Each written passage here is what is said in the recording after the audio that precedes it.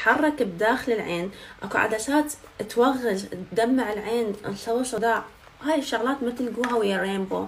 صار لي سنتين اني استخدم هاي العدسات، وهذا مو اعلان، اني معشوقة هذا البراند، اني اعشق هاي العدسات. هذا مو مجرد انه هو دعاية مدفوع الثمن، لا، اني بالفعل احب هاي العدسات، اعشقها. كلكم تعرفون رينبو صار لها سنتين ونص. الحلو بهذا اللون طبعا هو اسمه الياقوت الحقيقي، اللون الماركة اسمها رينبو. شركة الوكلاء الحصريين فن الجمال. ما اعرف، راح اخليها بعيني وراح تشوفون تغلفتها كلش حلوة بسيطة وتتخلى بجنطة وياكم.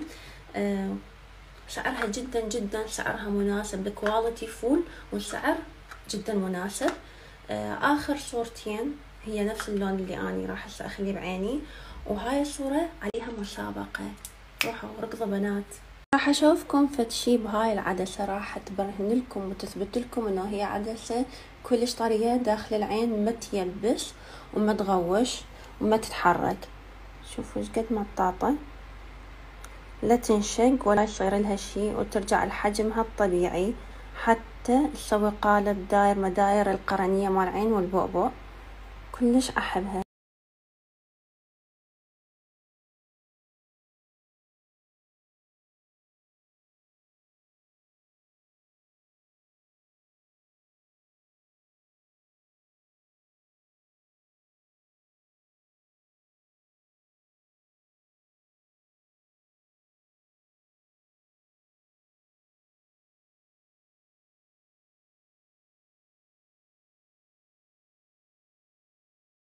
المكان مال جيت مال اظافر اللي جيت سويت فيه اظافري، هسه راح اصور لكم اياها تجنن. هسه تشوفون ديزاين يخبل. العنوان هو صاير ناز خلف السياج مال بارك فيو. اوكي، شوفوا ديزاين اظافر اللي سويته، شنو رايكم بيه؟ جنن.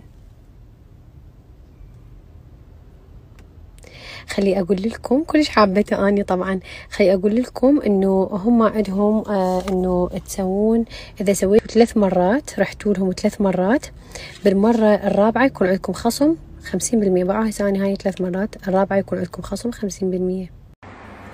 هلا بنات، شلونكم؟ شو اخباركم؟ اليوم ما صورت شي. هسه رحت على الدايركت، وايد بنات قالوا لي شو اليوم ما مصوره، وخطيتها ما صديقتي داليا سالتني قالت شو اليوم ماكو.